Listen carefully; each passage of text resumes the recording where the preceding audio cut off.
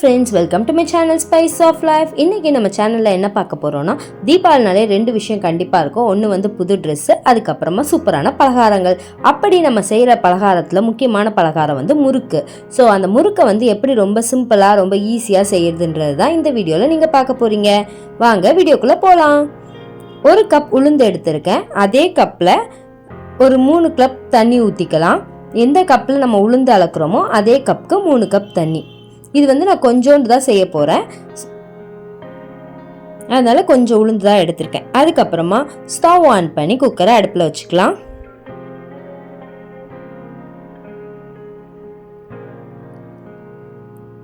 Whistle போட்டுக்கலாம். 3 whistle வரணும். 3 whistle வந்துடுச்சு. ஸ்டவ்வை ஆஃப் பண்ணிக்கலாம். கொஞ்சம் நல்லா ஆறணும். உளுந்து நல்லா ஆறுனதும் விசில் எடுத்துக்கலாம். காற்று போன பிறகு கொஞ்சம் டைம் விட்டு.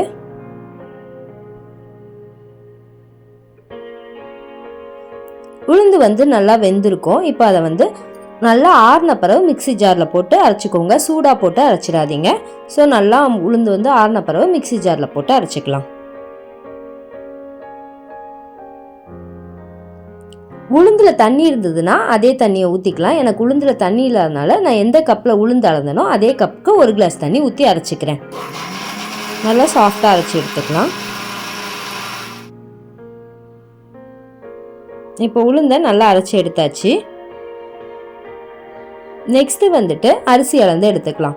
நான் வந்து இன்றைக்கி பேக்கெட் அரிசி மாவு தான் யூஸ் பண்ணுறேன். ஸோ 1 கப் உளுந்து எந்த கப்பில் அளந்தோமோ அதே கப்புக்கு 4 கப் அரிசி மாவு.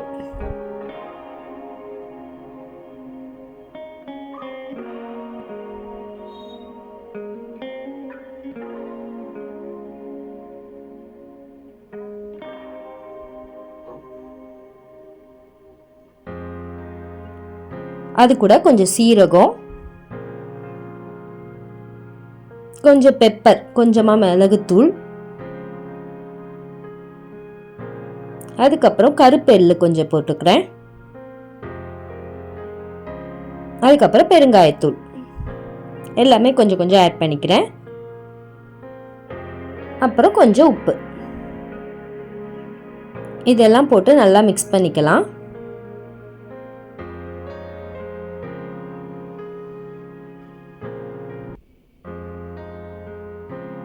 கொஞ்சம் கொஞ்சமாக தண்ணி ஊற்றி மிக்ஸ் பண்ணணும்.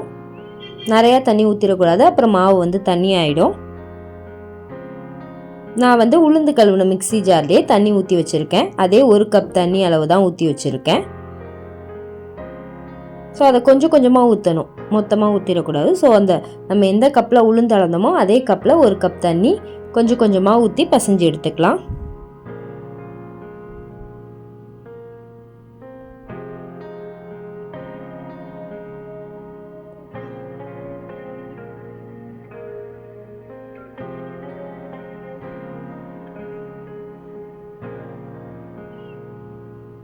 இப்போ மாவை நல்லா பசைஞ்சு எடுத்தாச்சு. இந்த மாதிரி நல்லா சாஃப்டான கன்சிஸ்டன்சிக்கு இருக்கணும். இப்போ ஸ்டவ் ஆன் பண்ணி ஒரு சட்டி அடுப்பில் வச்சுக்கலாம். அதில் கடலை எண்ணெய் ஊற்றிக்கிறேன்.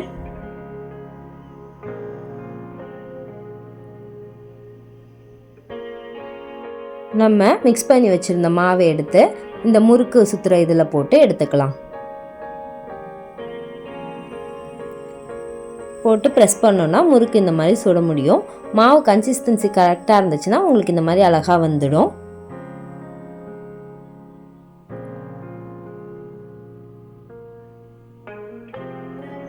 எண்ணெய் சூடாயிடுச்சான்னு செக் பண்ண கொஞ்சோண்டு மாவு போட்டு பார்த்துக்கிறேன். எண்ணெய் சூடானதும் நம்ம சுற்றி வச்சுருக்க மாவை இதில் போட்டுக்கலாம்.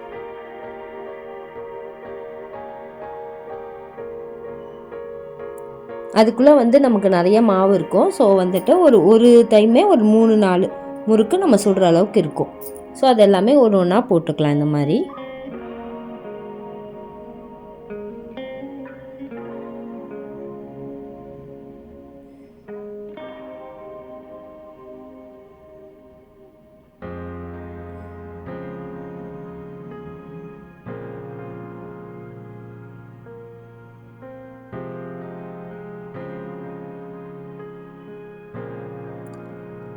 ஒரு இது சுற்றி முடிச்சதும் திருப்பி கொஞ்சம் மாவை உருட்டி எடுத்து இந்த மாதிரி வச்சுக்கலாம்.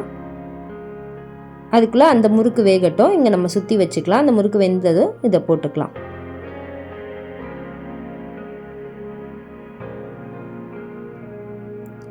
முறுக்கு லைட்டாக வெந்தோடனே திருப்பி போட்டுக்கணும்.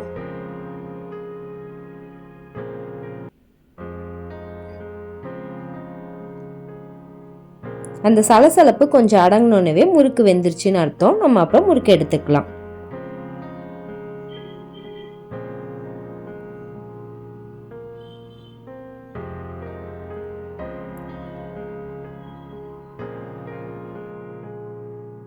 நம்மளோட முறுக்கு சூப்பராக ரெடி ஆயிடுச்சு.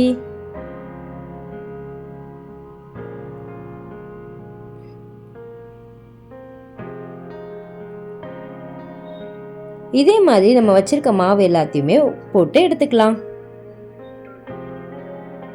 ரொம்ப சிம்பிளாகவே இந்த முறுக்கு செஞ்சிடலாம். ரொம்ப நேரம் நமக்கு உளுந்து ஊற வச்சு அரைச்சி அப்படி டைம்லாம் ஆகாது.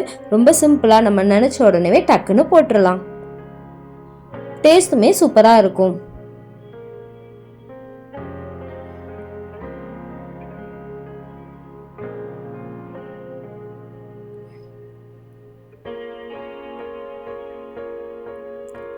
எல்லா மாவுமே போட்டு முடித்ததும் லாஸ்ட்டில் முறுக்கு அச்சில் கொஞ்சம் மாவு இருக்கும். அதை வந்து நம்மளால் அதே மாதிரி சுற்ற முடியாது. ஸோ அதை இந்த மாதிரி சின்னதாக உருட்டி இந்த மாதிரி வளைய மாதிரி போட்டு எடுத்துக்கலாம்.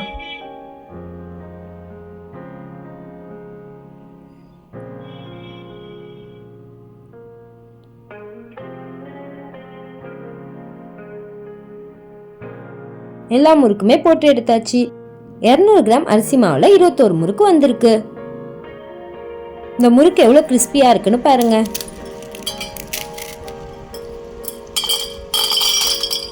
இந்த தீபாவளிக்கு கண்டிப்பாக இந்த முறுக்கை உங்கள் வீட்லேயும் ட்ரை பண்ணி பாருங்கள். தேங்க்ஸ் ஃபார் வாட்சிங்.